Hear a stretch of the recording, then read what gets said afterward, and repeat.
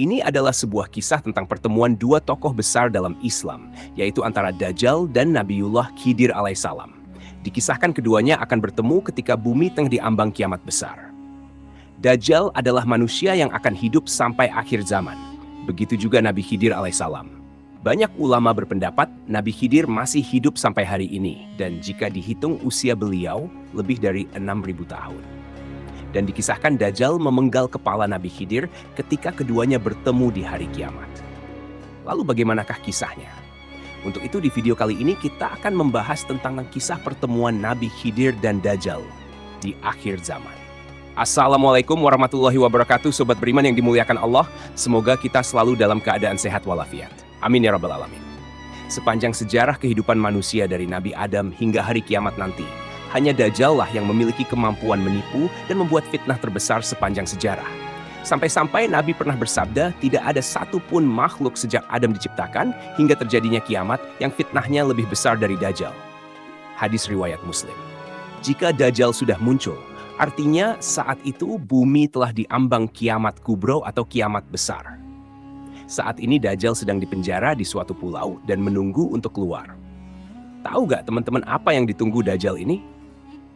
Dajjal ini menunggu bumi kita ini akan terjadi musim kemarau parah selama 3 tahun.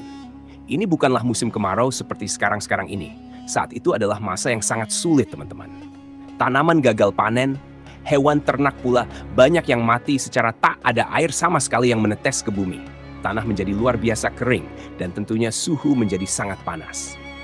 Pada tahun pertama musim kemarau, Allah Subhanahu wa Ta'ala perintahkan langit untuk menahan sepertiga dari hujan dan perintahkan bumi untuk menahan tanamannya untuk panen dan berbuah. Kemudian di tahun kedua malah semakin parah, 2/3 tanaman pun ditahan. Dan di tahun ketiga seluruh air dan tanaman ditahan. Setetes hujan pun tidak akan turun pada tahun itu dan tidak ada satupun tanaman di dunia ini yang berbuah. Pastinya ketika itu populasi hewan ternak akan menipis, bahkan mungkin akan habis. Pada saat itulah manusia akan betul-betul merasa kelaparan dan kesusahan yang teramat sangat. Kemudian pada saat itu pula, rantai setinggi 46 meter yang mengikat Dajjal akan terlepas. Lalu Dajjal akan keluar di suatu tempat yang bernama Isfahan.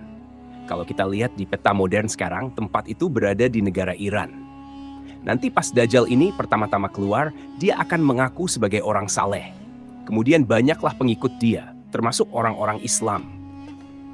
Karena saat itu Dajjal ini melakukan suatu perjalanan, maksudnya dia tidak diam di Isfahan. Setelah muncul, tak lama dari itu pun Dajjal mengaku sebagai nabi. Dan pada saat dia mengaku nabi, maka orang-orang Islam banyak yang meninggalkannya. Setelah perjalanan, Dajjal sampai ke sebuah daerah yang bernama Kalah, yang berada di wilayah antara Irak dan Syam. Barulah saat itu dia mengaku sebagai Tuhan pemilik surga dan neraka. Ada setidaknya 7 golongan yang ikut Dajjal pada saat itu, yaitu orang-orang Yahudi, pelaku bidah, setan dari bangsa jin, kaum Khawarij, atau kelompok yang mudah mengkafirkan orang lain. Kemudian budak hawa nafsu, orang-orang yang melakukan maksiat, dan yang terakhir zaman alias wanita yang punya keimanan setipis kertas. Buat wanita agak bahaya nih teman-teman. Karena pada saat itu terjadi kekeringan atau kemarau, dan hanya Dajjal yang sanggup menurunkan hujan. Makanya wanita-wanita yang tak tahan dengan cuaca, lebih memilih ikut Dajjal daripada dia harus mati karena kehausan. Nabi Shallallahu Alaihi Wasallam pernah bersabda, Dajjal akan turun ke Markona. Mayoritas pengikutnya adalah wanita, sampai-sampai ada seorang yang datang ke istrinya, ibunya, putrinya, saudaranya, bibinya, kemudian mengikat mereka karena khawatir akan didatangi Dajjal. Untuk dia menebar fitnah sekaligus mencari pengikut. Hanya 2 kota saja yang Allah Subhanahu wa Ta'ala lindungi supaya Dajjal dan para pengikutnya tidak bisa masuk, yaitu Mekah dan Madinah. Dan hebatnya lagi teman-teman, Dajjal mengelilingi seluruh bumi hanya dalam waktu 40 hari saja. Kemudian setelah fitnah Dajjal telah mencapai puncaknya, maka muncullah Nabiullah Khidir alaihissalam yang akan membongkar segala fitnah dan tipu daya dari Dajjal ini. Nabi Khidir akan bersaksi dan meyakinkan kepada seluruh umat manusia bahwa inilah Dajjal akhir zaman yang sesungguhnya. Beliau akan menjelaskan segala kebohongan yang dibuat Dajjal. Setelah Nabi Khidir bersaksi di hadapan umat manusia, kemudian Dajjal memenggal kepala Nabiullah Khidir alaihissalam. Lalu setelah melakukan itu, Dajjal memamerkan seluruh kekuatannya kepada umat manusia dengan maksud untuk merapuhkan keyakinan mereka atas persaksian Nabi Khidir tadi dan untuk lebih meyakinkan lagi kepada orang-orang. Dengan keahlian sihir yang luar biasa, saat itu Dajjal menghidupkan kembali Nabi Khidir yang sudah terpenggal dan tercincang. Setelah berhasil dihidupkan, dengan bangga Dajjal berkata kepada orang-orang, "Bukankah kalian telah melihat kekuasaanku sebagai Tuhan?"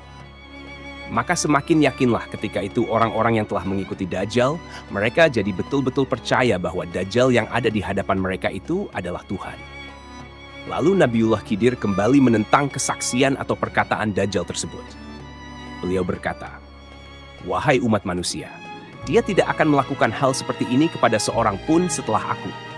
Kemudian Dajjal memenggal lagi Nabi Khidir untuk yang kedua kalinya.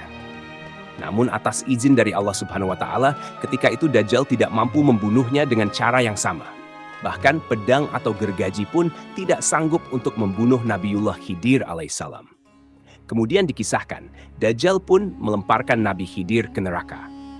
Terakhir, di dalam hadis dijelaskan orang-orang yang menyaksikan itu mengira Nabiullah Khidir betul-betul dilemparkan ke neraka.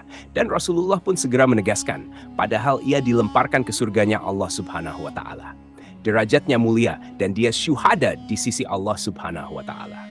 Setelah kejadian itu, barulah sebagian yang mati yakin dan segera berbaiat kepada Imam Mahdi. Rasulullah bersabda, "Pria ini adalah orang yang derajatnya paling dekat denganku, sekaligus syuhada yang paling agung di mata Tuhan semesta alam." Ajal Nabi Khidir ditunda sampai ia mengingkari Dajjal. Dua kutipan hadis tersebut berasal dari riwayat Abu Sa'id Al-Khudri. Sahabat beriman yang dimuliakan Allah, sebenarnya ada khilaf dari para ulama mengenai masa hidup Nabi Khidir alaihissalam ini. Sebagian mengatakan Nabi Khidir telah lama wafat. Sebagian ulama lain berpendapat Nabi Khidir akan terus hidup sampai hari kiamat. Namun jumhur muhaditsin, yaitu pendapat sebagian besar para ahli hadis, mengatakan Nabi Khidir masih hidup dan akan terus hidup sampai hari Dajjal keluar nanti. Di dalam Sahih Muslim, ada hadis yang mengisahkan tentang Dajjal, yang ketika itu dia tidak bisa masuk ke kota Madinah. Lalu keluarlah seseorang dari sebaik-baiknya manusia, dan dia berkata, "Aku bersaksi bahwa kau benar-benar Dajjal yang dikatakan Rasulullah kepada kita." Lalu Dajjal berkata, "Bila aku bunuh orang ini lalu kuhidup kembali, apakah kalian masih mengeluh?" Mereka menjawab, "Tidak." Maka Dajjal membunuhnya, lalu menghidupkannya kembali. Lalu berkatalah laki-laki yang dibunuh itu, "Aku semakin yakin bahwa kaulah Dajjal." Maka Dajjal ingin membunuhnya lagi, namun Dajjal tak mampu. Di dalam riwayat Abu Ishaq, beliau berkata, laki-laki itu Nabiullah Khidir alaihissalam. Hadis riwayat Muslim nomor 2938 Syahih. Kemudian ada riwayat dari Imam Nawawi yang mengatakan, jumhur ulama mengatakan bahwa ia Khidir masih hidup sebagaimana dijelaskan dalam hadis keutamaannya. Dan mengenai kehidupan Khidir ini adalah kabar yang syahih. Selain itu, juga dijelaskan bahwa datanglah seorang laki-laki asing melawat Rasulullah ketika itu beliau tengah wafat. Maka berkata Sayyidina Abu Bakar dan Sayyidina Ali bin Abi Thalib, lelaki itu adalah saudara Rasulullah, yaitu Khidir. Teman-temanku seiman, jika Nabi Khidir sampai hari ini masih hidup, timbul sebuah pertanyaan. Apakah Nabi Khidir menikah dan punya keturunan? Jawabannya adalah tidak ada satupun riwayat yang mengatakan bahwasannya Nabi Khidir menikah dan punya anak. Namun dijelaskan oleh Imam Nawawi bahwasanya Nabi Khidir tinggal di laut dan beribadah di laut. Imam Nawawi berpendapat demikian berdasarkan dari isi surat Al-Kahfi yang mengisahkan Nabi Musa bertemu dengan Nabi Khidir yang sedang beribadah di tengah lautan. Dan ada beberapa kisah para waliullah, orang-orang saleh dan ulama yang pernah berjumpa dengan Nabi Khidir alaihissalam. Memang kita tidak diharuskan untuk percaya, namun semua itu bukanlah suatu hal yang mustahil.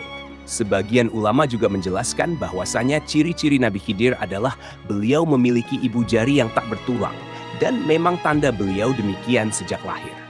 Wallahu alam bishawab. Jadi itulah kisah pertemuan Nabi Khidir dan Dajjal di akhir zaman. Semoga kisah ini bermanfaat. Lebih dan kurangnya mohon dimaafkan. Yang benar datangnya dari Allah Subhanahu wa Ta'ala. Khilaf atau keliru itu datangnya dari saya pribadi sebagai manusia biasa. Sampai ketemu di kisah-kisah seru yang penuh makna selanjutnya. Saya akhiri. Wassalamualaikum warahmatullahi wabarakatuh.